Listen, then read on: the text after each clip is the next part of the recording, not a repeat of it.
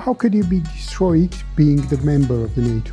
The fifth article, does it no matter anymore? Well, the Article 5, it suggests that all countries should respond in a manner which they see fit. It doesn't obligate them to use force. And even if it did, would the Americans risk a nuclear war?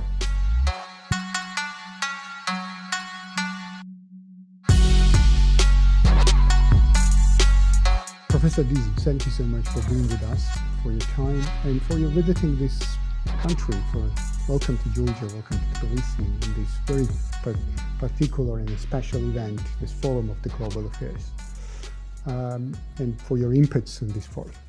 So let me ask you about, first of all, the conflict we are observing right now in Europe, which is quite dramatic one.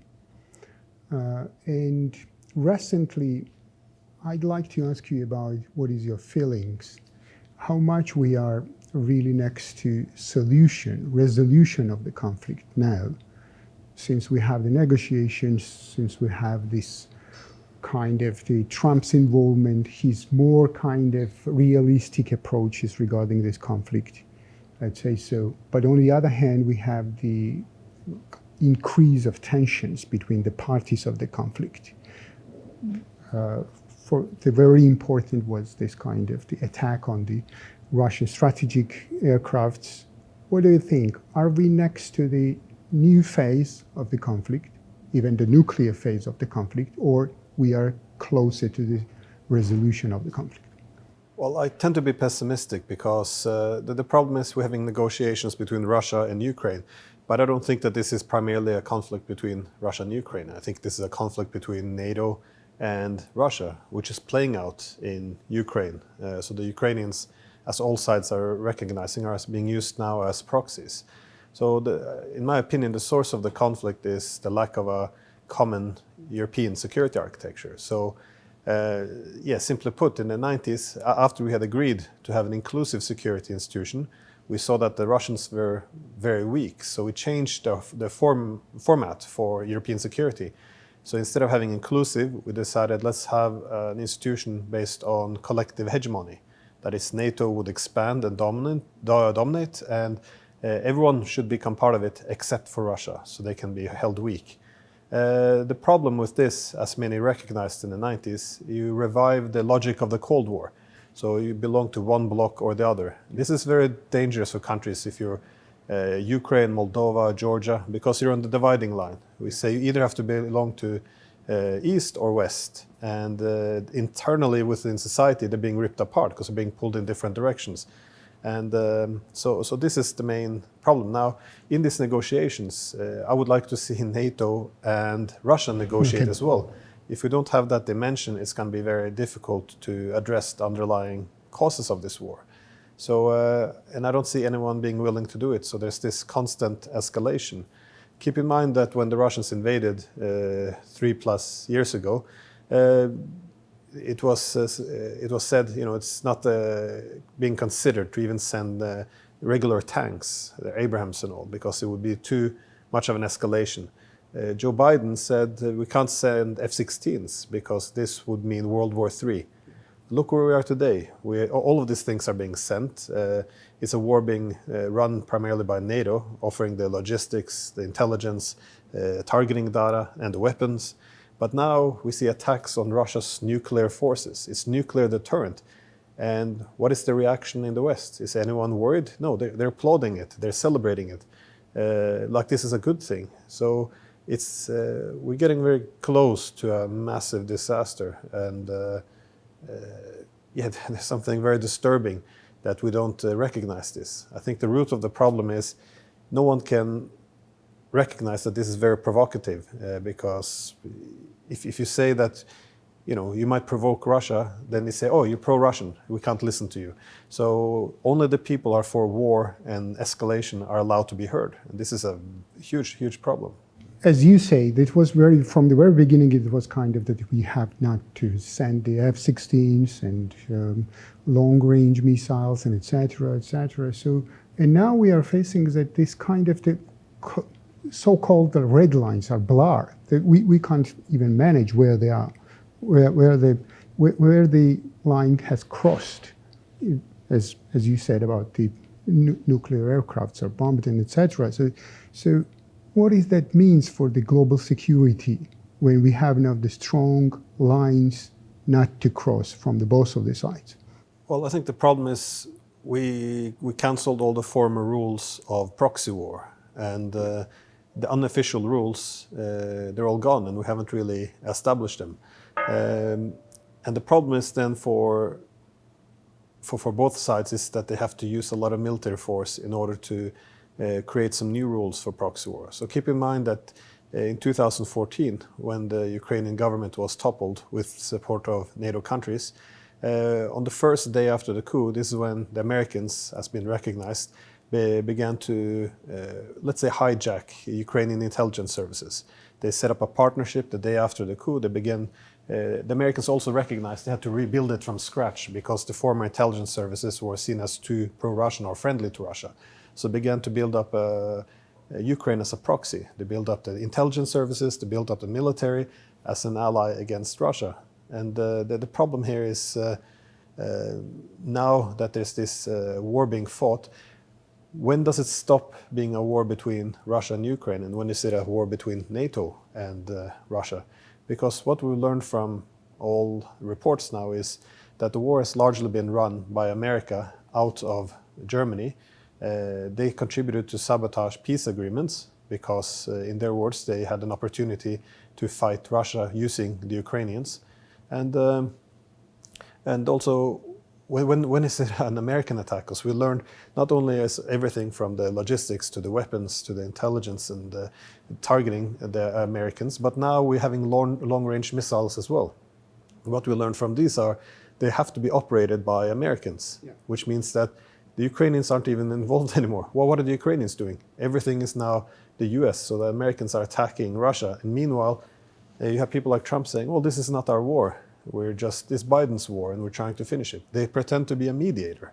And we kind of get caught up in this delusion. So we fail to see how close we are to a direct confrontation, an actual nuclear war. I mean, imagine if you were advising President Putin now in Russia. What would you say? The NATO countries using Ukraine, because there was no way they could attack this nuclear force of Russia without the support of NATO. How are we going to react? If they do nothing, let their nuclear forces be attacked without responding, this is very dangerous. Now we have whole new rules. Now we can attack Russia without any response. If they do respond, we risk World War III. So what do? It's a very dangerous dilemma. And there's more pressure on Putin now to start to take a harder line against NATO. So it's a very, very dangerous situation. But again, we can't talk about this because if you recognize that the Russians have legitimate security concerns, then they say, well, now you're pro-Russia and you're not allowed to be in this. So it's there's no discussion around the madness we're engaging in. Somehow Trump helped us with this regard because he also started talking about the legitimate concerns of the Russia. But I'm sure you saw this Trump's last post about his conversation with Putin. And there he said that Putin will respond. What is expected? I mean, what probably that means that they discussed the leverage of the response from the Russian side on this telephone call. I don't know, but anyway, he said that we discussed this bombing, and then he said that Putin will respond. What is expected? And you said that if Russia is response really, how do you say that, in adequately, since this is the NATO action, if it really responds to the NATO, this is the third world war. So where we are in this regard? Well, if you were Putin, you would want to find a way of responding in a way that deters NATO from doing something like this again. Yeah. But you don't want to respond in such a forceful way that you trigger a nuclear war. So I don't think he would use nuclear weapons. We would end the world. But also he can't be too soft because then NATO would be emboldened. Then the lesson would be now we can attack Russia's nuclear forces without any consequences. So again, it can be anything. I think on one hand, I suspected that he could use the Oreshniks more because they're immensely powerful, and yeah, but it doesn't qualify as a nuclear weapon. So it's well, it's not a nuclear weapon, but it can also lay claim to more territories. Just say, well, because of this, we need more buffer zones. We will also have a Sumy or a Kharkov, something like this, or.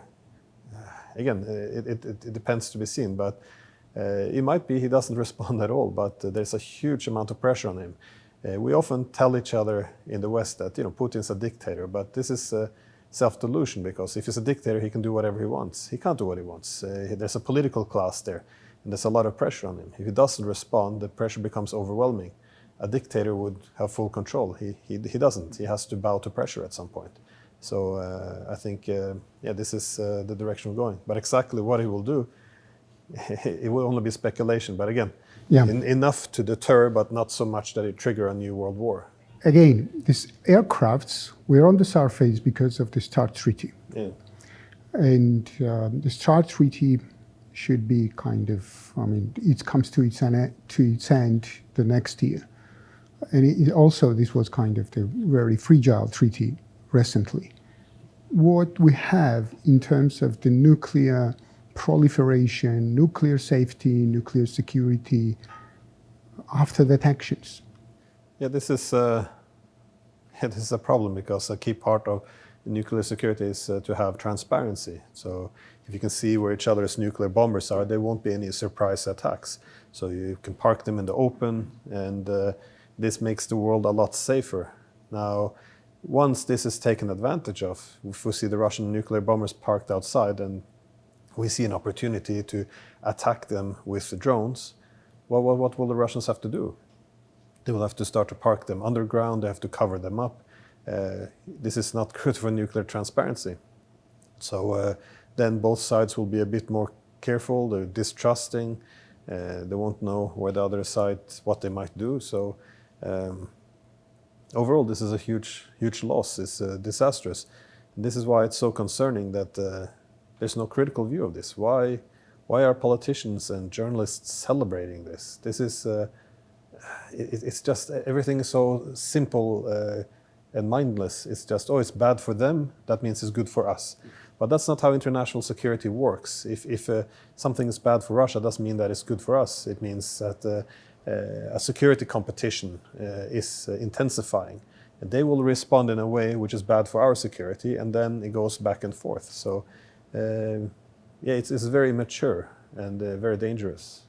Let's talk a little bit about these countries in between the NATO and Russia, which is, you already mentioned, the Moldova, Ukraine, and Georgia, which is quite, have the very fragile security, at least Moldova and Georgia, because we have the Ukraine in the open conflict. So this is not already the threat of security, this is the serious problem of statehood in the Ukrainian country. So what is the difference, since you are from Norway, what is the difference between these countries, Moldova, Ukraine, and Georgia, regarding the integration into NATO? And for the Baltic states, Sweden and Finland became the NATO members quite freely, quite without the serious circumstances. What is the main difference and why that happens? The main problem at heart there would be if you're a small country on the border of a great power. I was making this point in the conference as well.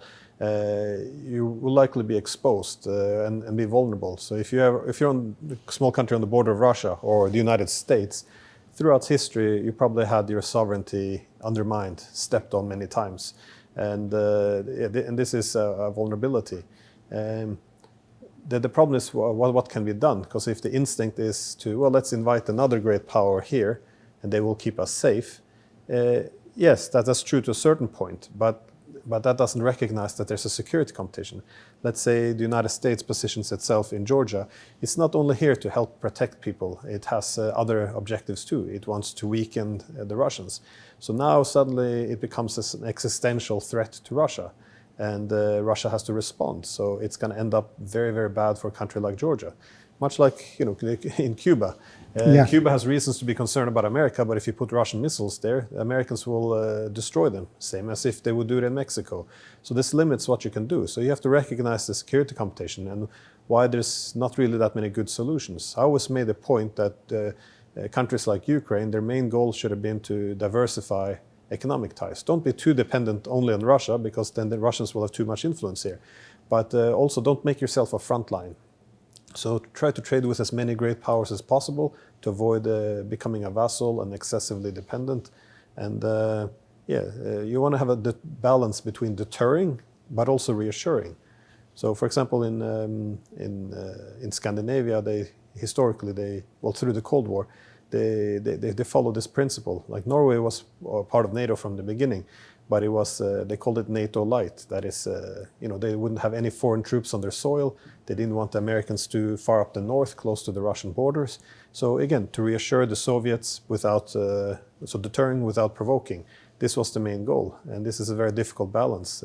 Finland and Sweden were, of course, neutral, but the problem after the Cold War is we didn't have to care about the Russians anymore. We said they're weak, so suddenly we take on a more aggressive posture. We don't try to reassure them anymore, and then you begin to increase the security competition, because now the Russians are nervous, they feel insecure, and if you threaten the security of a great power, they will respond in a very unfavorable way.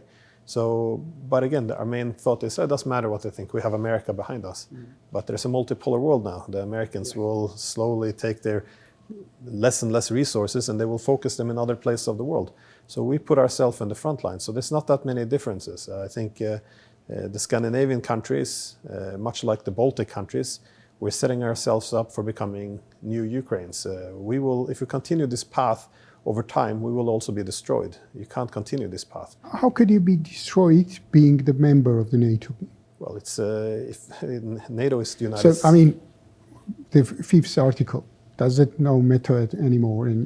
Well, the Article 5, it suggests that all countries should respond in a manner which they see fit. It doesn't obligate them to use force. And even if it did, would the Americans risk a nuclear war to save, this was during the Cold War, would they sacrifice New York to save Berlin? This was then. And I don't see it. I don't think Russia is the main security concern for the United States at all. They look more towards China. So the whole trust in the Article 5, I think, will dwindle over time. And it's, again, it's just an equation. At some point, because the Russians see a need, on one hand, they don't want to trigger World War III. On the other hand, they have to retaliate against what they see as being aggressiveness. So, but now that the aggressiveness is increasing on its borders, meanwhile, the American protection is looking like it's being reduced, the way they respond to their aggressive neighbors will also then change. So if the Americans are pulling back, we have to adjust to reality. You have to start reassuring as well. Deterring, but also reassuring the neighbor.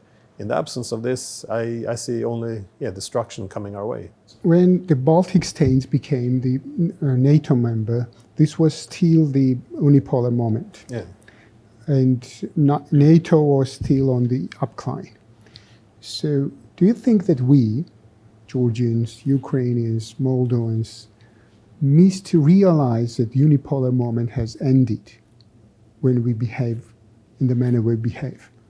Yeah, no, I think so. But again, the lessons also applies now for the Baltic states and the Scandinavians. We can't have this kind of posture to a great power. Again, this is it is just it's suicidal behavior. You don't want to become a frontline against a great power on its borders. So I do think that. It's coming a bit late. I mean, the Baltic states, they joined in 2004.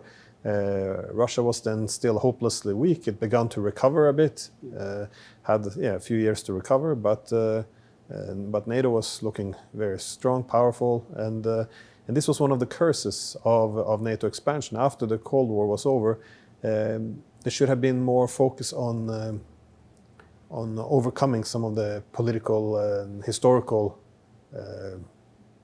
differences. Because if you're living in the Baltic states or Poland or Georgia for that sake, you have reasons to be, let's say, angry or have some historical grudges against the Russians.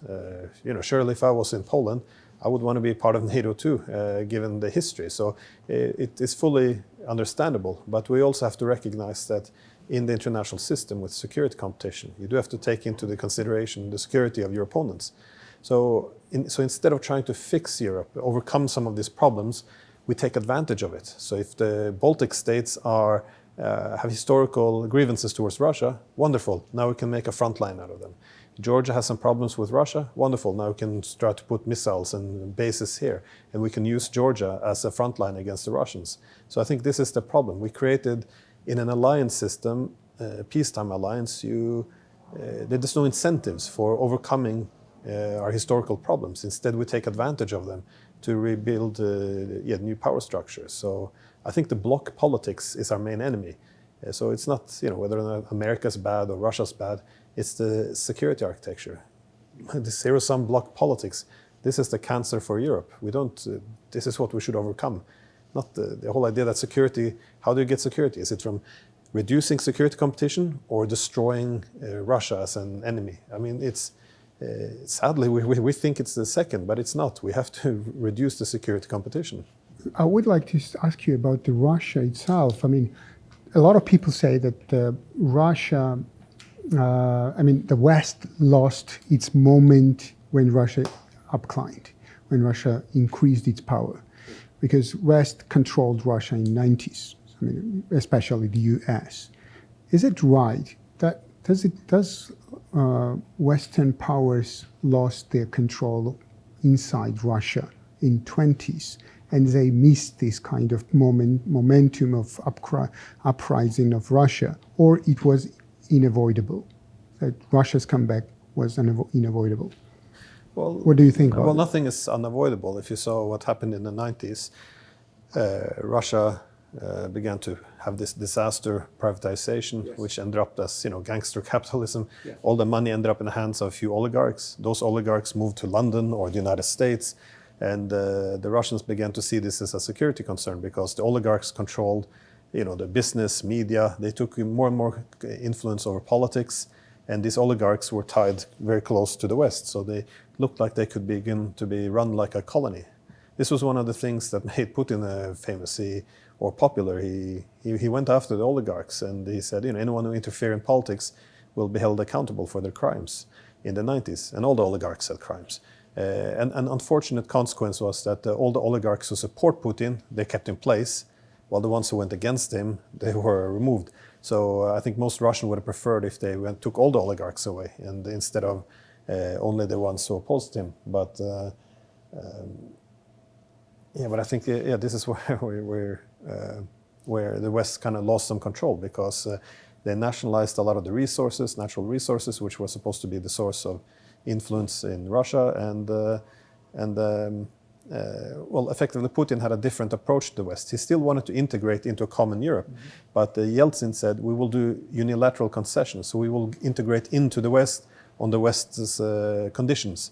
But then in the West we said, no, we don't want Russia in Europe or in NATO. We want to create a Europe without the Russians. And that becomes a Europe against Russia. Now Putin took a different approach. He said the days of unilateral concessions are over. We will have to build our strength. We have our control of our own resources, and based on this, we'll negotiate with integration into Europe as equals, but not as subordinate. And this also didn't work. Can it really be the European architecture, security architecture, without taking into account Russia and Russia's admirations? No, I think not, because like I said, Europe without Russia becomes Europe against Russia. So the problem for Europe now, as a point of the world becomes more multipolar, is Europe is not one of those poles of power. Yeah. It's becoming weaker. And why? Because we redivided the continent, the dividing lines. The dividing lines have become militarized. We're actually fighting proxy wars. And in a divided Europe, the Europeans will be very dependent on the United States. Russia will be too dependent on China, and we can begin to be used as pawns. And And what makes this even worse is it's not even the Cold War anymore. The world is not Western-centric. So at the time when the Europeans become more dependent on America, the Americans, they don't want to be here anymore. They tell us very openly, we have less resources now. We have to adjust to the other great powers because unipolarity is over. And also Europe is not a priority. Europe was also always first priority. Now it's a distant third. First priority is Asia, that's where China is. Second is the Middle East. Europe is a distant third. It's not a priority anymore. So we make ourselves too dependent on America, who doesn't have that much interest in us anymore. This is a very stupid thing to do. We're not going to be competitive in the new world. What is the reason for the switch of the priorities so that Europe becomes the third? The rise of multipolarity. That is, other great powers have emerged. And from the American perspective, you want to contain the main rival. And Russia is not the main rival. They're not threatening the United States. They're not that powerful. It's China is the main economy. They're the one who's going to dethrone the United States. So the worst thing you can do then is to spread yourself too thin. In the unipolar moment, you can be everywhere at all times. In the multipolar, you have to prioritize. You have less resources, and you have to look at the main adversary, which is China. Now, the problem is if you go after China and Russia at the same time, you push these two giants together. You don't want to do this. This is the worst thing you can do. Make it even worse, they're also going after Iran, which means that this huge country is also now aligning itself. So you have these three Eurasian giants, all more distrustful of the United States.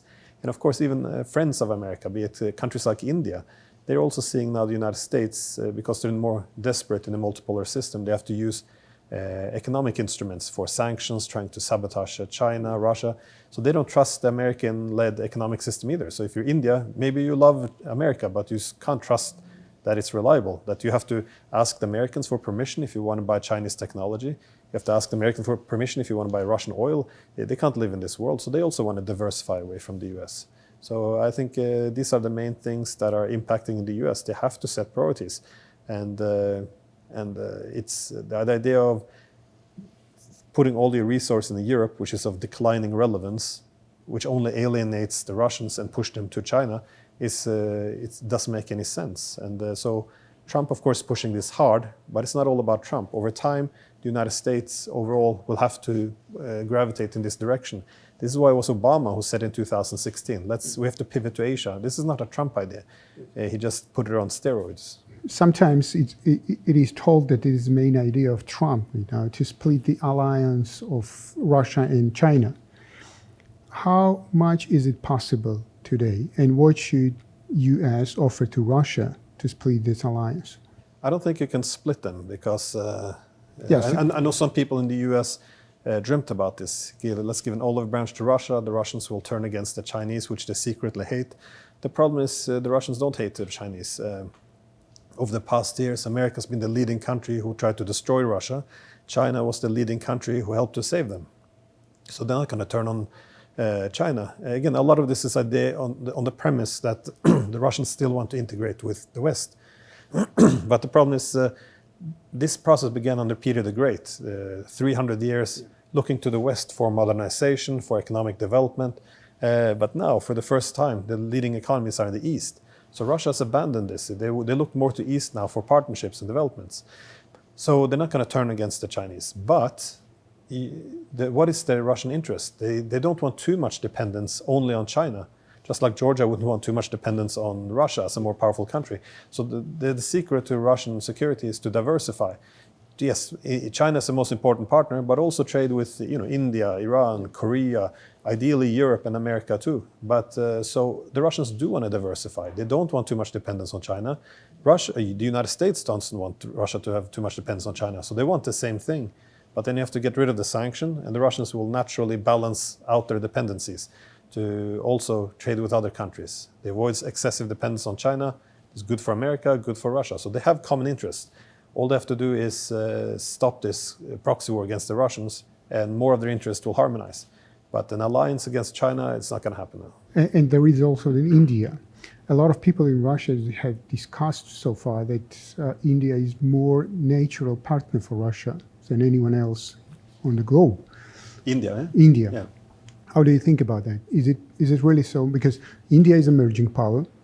It is not still the global power on the multipolarity, but on the other hand, it's really strengthened its economy, its power in the region. Well, the Russians and Soviets before them always had a very excellent relationship with India, but it was always underutilized because the trade and economic connectivity doesn't reflect the strength of the partnership. So they would like to lean more on this, but also it's more beneficial because what you don't want in Russia is to form a new bipolar system where all power is concentrated in America and China. This is not good for Russia. So the ideal in Russia is to create a multipolar Eurasia, which is not too China-centric. They're happy that China is leading it, the main economy, that's fine, but they can't dominate, and that's an important distinction. And how do you prevent them from dominating? In other words, being able to dictate to the Russians what to do? You diversify. Always diversification is always the ticket. So you want to bring in the Indians. So this is why in this Eurasian partnership, the Chinese have their Silk Road. The Russians now, they would like to balance the East-West corridor with North-South. So they have this international North-South transportation corridor. So Russia, Iran, and India. Yes. This is an important one because now you diversify. It's not anti-Chinese, but you diversify. You make sure that too much power isn't concentrated in China. So everyone gains. The Russians and the Indians have a more multipolarity, so not excessive dependence on China. So it won't be a Chinese hegemon. The Chinese said, that's fine, we don't want a hegemon, we can have multipolar. And so everyone gains, which is why it's good also for Russia to have India in the Shanghai Cooperation Organization, India in BRICS. Why? Because China is still the largest power, but they can't dominate when you have many large powers in there. So this is the only thing. It's okay with Chinese leadership, but not dominance. If you can bring India closer into the mix, that helps to spread out the power a bit, to prevent concentration in China. So this is good for Russia, again, good for India, good for the West, by the way. When we ask India to put sanctions on Russia, disconnect, this is very stupid. What we're telling them then is, okay, then you make Russia more dependent on China. We say the same to the Indians. Stop trading with Iran. What happens then? Iran becomes even more dependent on China. A lot of this is self-destructive policies. So I think if America takes a step back, there will be a natural balance of power, which I think everyone will incentivize constraints and everyone will benefit from. But it's very hard to make this argument in these days because all our politicians and journalists, not you guys of course, but in my country, they're just so aggressive. They think that anything that's bad for Russia is good for us. But they don't, again, I don't think they think this through. Also, a very important issue, I believe, that is that the kind of emerging the global South and its power on the global politics, it contradicts to the Western dominance, Western hegemony. How much instruments in West they have somehow to further, let's say so, help them, the India, China, Russia, to compete to each other instead of competing with the West. Well, how the Americans can make the Chinese and Russians compete instead of, this was... and even in India, including India in this competition, because we know that the Indians and China has not really very good relations. Well, historically, the United States, much like Britain, they had what was referred to as an offshore strategy, which meant that, you stay out of Europe and Eurasia because you only enter if there's a war, and you come late to the war after everyone killed each other and bled the resources and blood, and then you just make sure that you impose a balance of power, and then you get out. Why? Because if you start to establish yourself in Eurasia, looking to have a lot of power, the other countries would then begin to balance you, and then you would have to use a lot of resources. So the idea is, let's establish a balance of power, and then you get out. This was the main idea. It didn't work after World War II because the Soviets had become so powerful. The US, initially the goal was to pull out within 10 years of Europe, but instead they stayed behind. Now, if you forward this to after the Cold War, when the argument was made for a global primacy or an international system based on US hegemony, the main argument against unipolarity was, first, of course, it's going to drain American resources. It's very expensive to have such an empire. They're going to run into debt and all these problems which we see now. But the second was, what happens if you try to establish a hegemon? Well, you're going to have a lot of other new centers of power emerging, and the hegemon can only exist if you prevent them from rising. So make sure Russia, China doesn't get too powerful. So once you're trying to hold them down, all these new centers of power will begin to cooperate to collectively balance the US. That's what BRICS is. It's countries which have very little in common, be it Russia, China, Iran, India, Brazil. All of them coming together recognize they can't be too dependent on America. So now there's a collective balancing of the US. So the problem for the United States now is it's draining all its resources, is pushing the rest of the world to balance it. And the solution is to have a more moderate position in the international system. If it pulls back a bit, say we're one among many great powers, they can begin to lick their wounds, they can recover some of their economic strength, reduce their debt. But also if they pull back, there won't be that common cause between the Chinese, Russians, Iranians to balance the US. They will begin then to check each other instead. So the US can pull back, recover its strength, and be an important part of the international system. Because even if you're super for continued American hegemony, you have to admit this is not sustainable. Every year they take on trillions and more in debt. They have more economic problems at home, social problems, political polarization. Everything is falling apart. The rest of the world is balancing them. Their allies becoming less enthusiastic about them. So you can't continue on this path. So there has to be changes. And I think the changes is accept the distribution of power. It's a multipolar system. You have to act accordingly. And that means to accept your role as one of many great powers and let the others balance each other. I think that's a much better approach for the Americans. Some small countries will remain in the same geography where they live for a long time. For instance, Scandinavians and Baltic states and the Eastern Europeans, this is we know this is the Europe. This is the European continent, and we know that which big powers are involved in this politics of the European of the Europe. But the countries like Georgia, the South Caucasus, Central Asia, is the place of competition between emerging global powers. Is it already clear what will happen in these regions?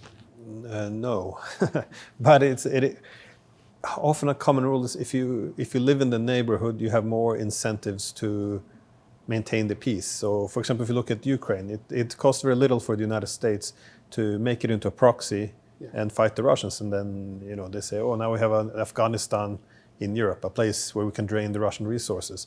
Well, the problem is that if it goes bad, and it has gone bad, the American always had an option. They can always just pull back. Keep in mind that over 2 years ago, the former German general Harald Kuyat, he was the head of the German Bundeswehr, and he was making this warning: we're already losing the war in Ukraine. At some point, when it's obvious it's being lost, the Americans will pull away, and it will be left with us, and the Russian anger will be directed at us. He said, it's very correct, but no one wanted to hear it. Anyways, the whole point there is, we still have to live here. This is our geography. We still share a border with big powers like Russia. America can pull back any time. So there's always an incentive for countries who live in the region to recognize the permanency of geography. So I think for that reason, if you're in this part of the world, countries like Russia, Turkey, Iran, they all have different interests, but they always have an incentive to let's keep things stable at our own border. And then you can begin with the point of departure is let's avoid too much security competition. Let's take each other's interest into consideration. So if Russia demands full dominance over Georgia, the Turks and the Iranians won't like that. So so they have a natural way of bargaining with each other. Just let's avoid spheres of influence, permanent or exclusive dominance. Let's instead let, for example, countries like Georgia act as a sovereign, independent country, but and not use it as a tool against each other. And I think this is the best path you can go. But again, if you're a country far away, you don't have that variable. the need to keep the neighborhood stable. Indeed, you don't have to. This is what one of the American think tanks like Rand Corporation has made specific. Like if you want to weaken Russia as a rival, destabilize his borders. And they say we can go in the, look at Armenia, Azerbaijan, can make problems there. Kazakhstan, Georgia, Belarus, they say like all of this is good because the more chaos on the Russian border, the more they drain the resources. So it's fantastic. Well, it's not fantastic if you live here. So the security interests do not always overlap. For what? For what of the reasons? To destroy this country, Russia, or to bring that back in the 90s when the oligarchs were controlling all this stuff and etc., which we have already discussed it. What is the main reason of making this many problems on the Russian border? Well, it's just geopolitics. If Russia was a small country, they wouldn't do it. But definitely. But you look around the international system, who are the great powers? At the moment, there's only three great powers, which is the US, China, and Russia. So you don't want the other great powers to be too powerful because then they can challenge you. So you try to drain and weaken your rivals. This is always done, but it's moderately so. The problem is if you define your security by hegemony, that is that your security depends on you being so dominant that no one can challenge you. This makes it necessary to weaken all rivals, and so it creates a very destructive policy. And finally, about Georgia, to conclude our conversation with this issue. So you find that this, in the multipolarity, even regional powers could balance to each other. Russia, Turkey, Iran, sometimes maybe India, China, with its interest in the Caucasus and etc. Is this a solution for us? Yeah, and well, it's not great, but it's the best option that's there. So the solution again is for a country like Georgia to diversify. Again, I always make this point: if 90% of your economic trade is with Russia, you become too dependent, and it can be used. So you don't want too much dependence on a much more powerful country. But this is the opportunity now in a multipolar system. You can diversify. And this is what many countries are doing. If you look at Turkey, Saudi Arabia, all these countries, what they're saying is, under bipolar system like the Cold War or unipolar after the Cold War, there's only one game in town, and you kind of have to do what they tell you. Now the Turks and all are recognizing, wait a second, if we have enough trade with China, enough with US and other large powers, then nobody owns us. And this is so this is why you're seeing countries, also Saudi Arabia now, seeking to diversify as much as possible. Because under the alliance system, which you have in the hegemonic era, there's only two options. You're either with us or against us. And if you can create the dividing lines, you can just split the region into those who are dependent on you for security and those you contain. So, not to drag it on, but like, for example, in the Middle East, what do we say when the Chinese were pushing for, peace between Saudi Arabia and Iran? The Americans reacted with panic. Well, why? Because if there is tensions, then the Arabs will be obedient to America and Iran can be contained. If peace breaks out, the Arabs will no longer listen to America to the same way. They won't be obedient, and the Iranians won't be contained. It's the same reason why you don't want peace to break out completely in Europe either. So, then who's going to contain Russia? And also, why would the Europeans be loyal and obedient? So there's always this, in an alliance system, there's always an incentive to keep the tension. So I think this is what countries in, not just here, this part of the world, but in general, should avoid alliance systems. Yeah. Should we fully exclude Europe from the Caucasus? No. From this game of the big powers? No, I think Europe, there's a lot of good countries where you can trade with to diversify ties. I mean the Europe as a collective big power in the multipolarity, which is the big player in the Caucasus region, for instance. Is it feasible? Well, again, the trick is to avoid any blocks. So it's not to be only pro-Europe or anti-Europe. It means to everything or ignore it. It has to be one among many countries to trade with. So I think I'm a European. I would like to see closer ties between my country and Georgia. It would be fantastic, but not excessive. And this is a problem with the EU, because when you have all the collective economies of all these members and they form a partnership with, for example, Moldova or Georgia, it becomes very asymmetrical. Georgia will be much more dependent on the EU than the EU is on Georgia. And that asymmetrical interdependence translates into political influence. That means the EU can dictate the terms of trade, and they can ask political concessions and influence for maintaining this relationship.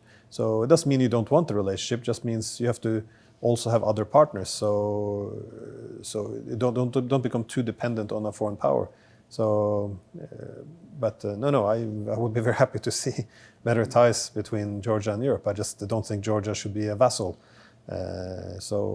Keep work with America, Europe, but also Russia, China, India.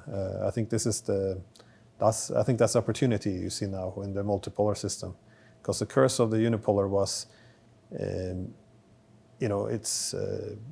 we were pushing the dividing lines. Either you're with us or you're with the Russians.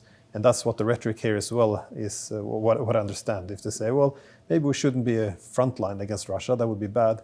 Well, then you're pro-Russian, because you can't, all nuance is gone. It's either us or them. And that's a very dangerous position where you don't want to be in. Be on the dividing lines of a divided Europe, it will destroy you. So I don't think, that's where you want to move away from. And I think diversification is the solution. Professor Diesen, thank you so much for your time. Hope we will have more conversations in the future. So it was tremendous. It was very wonderful to have you here with our program and also in the forum. Thank you so much. Wish you good luck. Thank you.